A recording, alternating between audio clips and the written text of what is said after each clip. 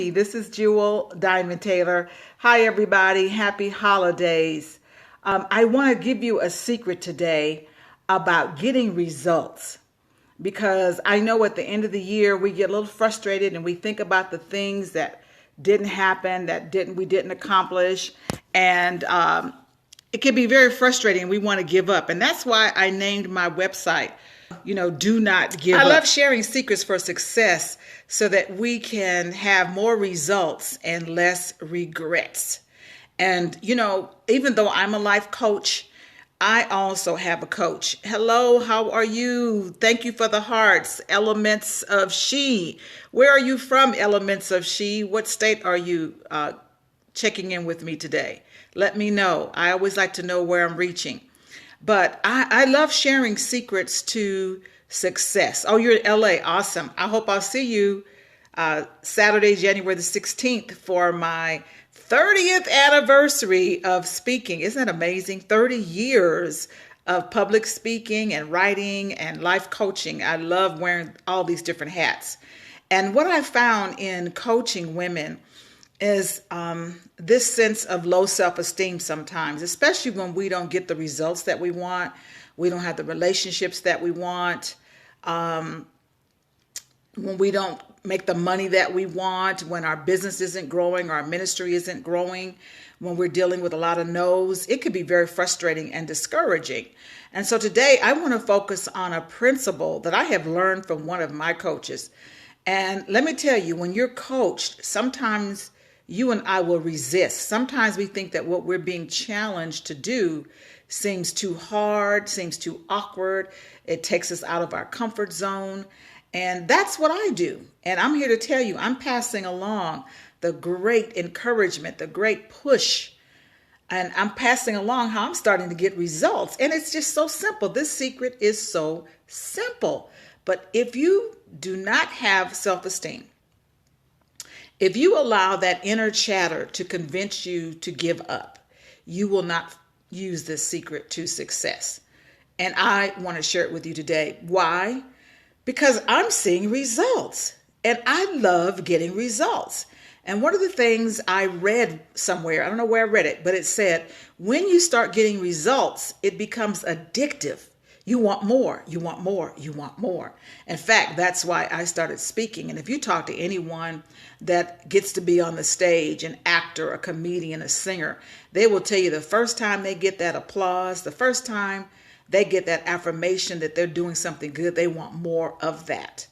And so that's a great positive addiction, is to want more results, to want more affirmation that what you're doing and your purpose on the planet is meaningful. But you and I have to overcome a lot of hurdles. We have to overcome a lot of resistance. And, I've even done coaching and training for people in sales.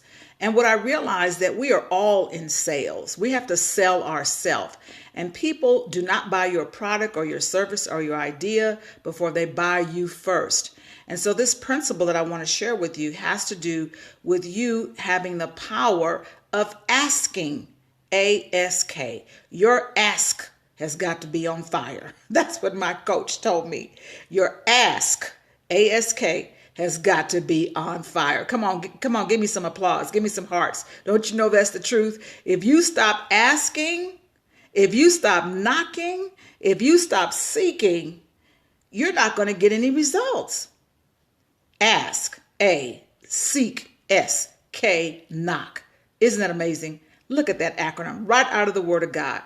Ask, seek, and knock. Your ask has got to be on fire. And what happens is that sometimes you and I get discouraged. We ask one time and then we stop. Or we're afraid of rejection. Rejection is going to happen. But when your ask is on fire, you do not stop asking. And let me tell you, I've been asking people for things this year and I've been getting a yes. And I have to admit, I was a little stunned, like, wow, that was easy. And you know what? It is easy, but you have to shut down that voice. It's not going to work. Who do you think you are? They're going to say no. You're not qualified. You're not good enough. You're not pretty enough. You don't have enough pedigree. We allow that enemy, what's enemy? Stopping me from asking. And when I got over the fear of just simply asking, I have been amazed at the results. Now, in order for you to ask, there's some things you want to remember. Be clear, have clarity, be brief, be to the point, be 100% sold on it yourself. And also make it a win-win. People are going to ask, they may not ask you verbally, but they're thinking in their mind, what's in it for me? So make sure that when you're asking, when you're proposing, when you are eliciting other people to be a part or inviting them to be a part of your mission, make sure that you are relating to them, that you're making it a win-win. And also what I found, this is so true. This is very critical. There's 6 degrees of separation. When you start to enlarge your circle, when you start to get out there and network, even just going to social events, the people you meet, there's probably 6 degrees of separation. So your character goes before you. Your integrity is very important.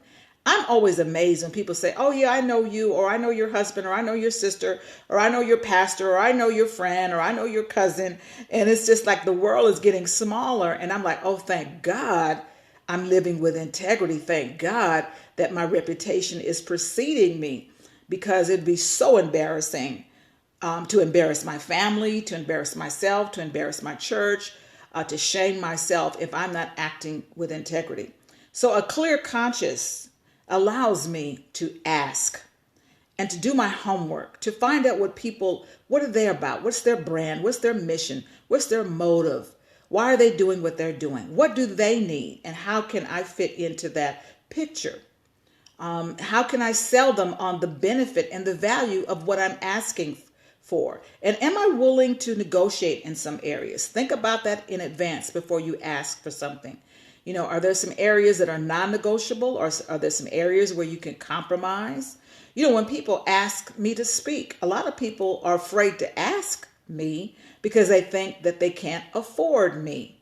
But when they come with clarity and they let me know it's a win-win, and they let me know that our motives and our values are aligned, then I'm more likely to work with them. And there's some areas where I can be negotiable and I can compromise in some areas.